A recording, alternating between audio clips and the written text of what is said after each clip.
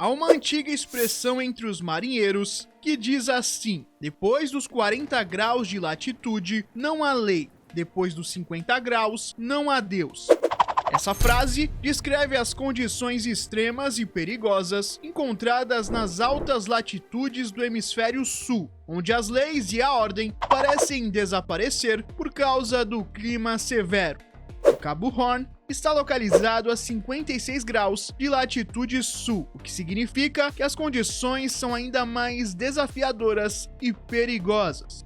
O Estreito de Drake, que separa a América do Sul da Antártida, está localizado ainda mais ao sul do Cabo Horn. Este estreito é famoso por suas condições climáticas extremamente adversas, incluindo tempestades violentas, ventos fortíssimos e ondas gigantescas. A reputação do Estreito de Drake é tão ruim que é difícil imaginar um lugar pior para a navegação.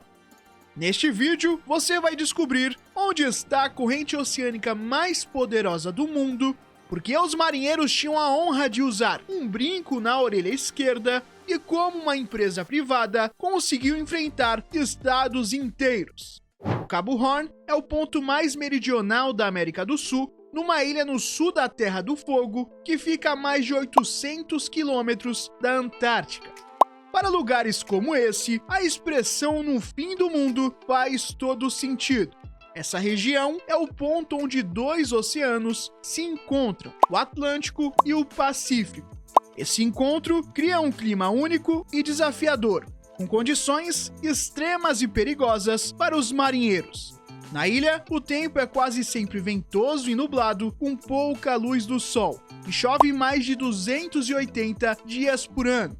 A temperatura varia de -2 a 14 graus Celsius, e o vento é muito forte, com uma velocidade média de 74 a 93 km por hora. Em condições extremas, essas velocidades podem subir e atingir até 155 km por hora. Para você entender melhor, a velocidade média do vento na ilha é tão alta que é considerada a primeira categoria de furacão na escala de Saffir-Simpson. Por isso, muitas pessoas dizem que o clima no Cabo Horn é o pior do mundo. Apesar de ser um lugar tão difícil, pessoas viviam lá no passado. Antigamente, a área entre o Cabo Horn e o Estreito de Beagle era habitada pela tribo indígena Yaghan. A última falante nativa da língua Yaghan, Cristina Calderon, faleceu em fevereiro de 2022, levando consigo essa língua única. Os Yaghans usavam canoas, caçavam animais marinhos e pescavam. Com o tempo, eles foram desaparecendo, principalmente por causa dos colonizadores. Hoje, restam pouco mais de 1000 descendentes, que perderam a cultura e a língua nativa. Atualmente, há uma base da Marinha chilena na Ilha Horn. Lá, há um farol, uma capela e casas para viver e apoiar a base. A base é geralmente administrada por um oficial e sua família, que ficam lá por um ano. Durante esse tempo, os marinheiros têm uma boa chance de passar um tempo com seus entes queridos. A viagem para o fim do mundo com a família é uma experiência memorável. Os habitantes da ilha vivem em uma casa confortável com internet. O oficial cuida do farol, da estação meteorológica, registra os passaportes dos visitantes e fala com os navios que passam. Ele também administra um pequeno museu onde os viajantes deixam suas bandeiras. Outra atração importante da ilha é um monumento em forma de albatroz, erguido em 1992 para homenagear os marinheiros que morreram na região. Os primeiros navegadores a passar pelo Cabo Horn foram dois holandeses, Jacob Lemar e Willem Schouten, em 1616.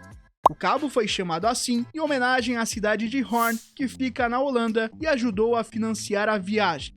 Cabo Horn está no Estreito de Drake, que é um caminho entre os continentes com mais de 1000 quilômetros de largura. Esse estreito é o mais largo e também o mais profundo da Terra, com até 5,5 mil metros de profundidade. O nome Estreito de Drake foi dado no início do século XX por Ernest Henry Shackleton, um explorador anglo-irlandês. Ele decidiu dar esse nome em homenagem ao navegador famoso Francis Drake. Antes, pensava-se que Drake tinha passado pelo estreito em 1578, mas agora os estudos dizem que isso não é verdade. A primeira passagem pelo estreito provavelmente foi feita pelos membros da expedição de Chatham. O Estreito de Drake tem uma má fama por algumas razões. Primeiro, há tempestades fortes com ondas de até 15 metros. Segundo, a corrente circumpolar antártica, a mais poderosa do oceano, passa por lá. Essa corrente gira ao redor da Antártida e fica mais rápida no Estreito de Drake, alcançando 14,5 km por hora. Isso torna a navegação muito difícil. Além disso, o estreito está coberto de gelo de abril a novembro. No verão, você pode encontrar grandes blocos de gelo e icebergs flutuando. Mas por que arriscar passar pelo Cabo Horn se o Estreito de Magalhães já era conhecido e mais seguro? Os europeus queriam as especiarias das Ilhas Molucas, que eram muito valiosas na época. Para chegar lá, havia duas rotas principais, pelo Estreito de Magalhães ou pelo Cabo da Boa Esperança.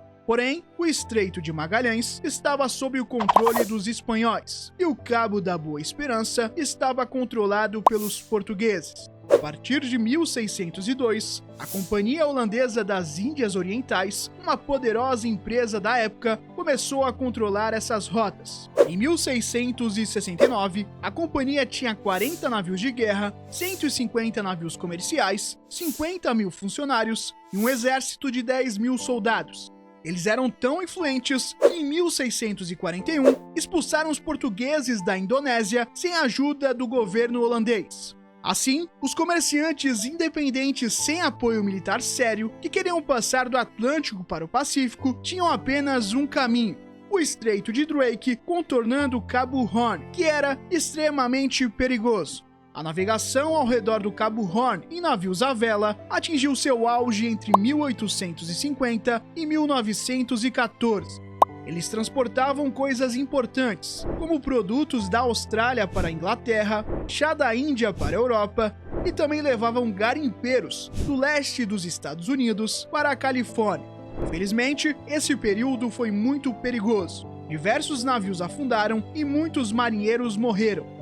No total, cerca de 800 navios afundaram e mais de 10 mil marinheiros perderam a vida no Cabo Horn.